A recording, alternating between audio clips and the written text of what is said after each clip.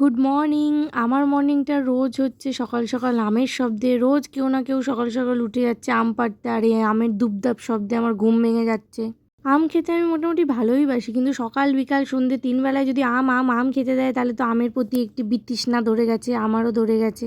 যাই হোক, আমি আম নিয়ে চললাম সবার বাড়ি বাড়ি যেতে, আর দেখতেও গেলাম যে কার বাড়ি কী হচ্ছে না হচ্ছে। এই খোঁজ খবর নিতে, এই কুটকাচালি আমার আজকাল খুব ভাল লাগে করতে।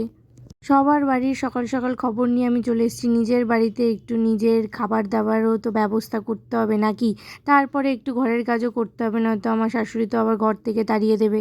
ঘরের কাজবাজ সেরে মোটামুটি নিজের খাবার দাবারগুলোও তো খেতে হবে, নয়তো এনার্জি কমে যাবে।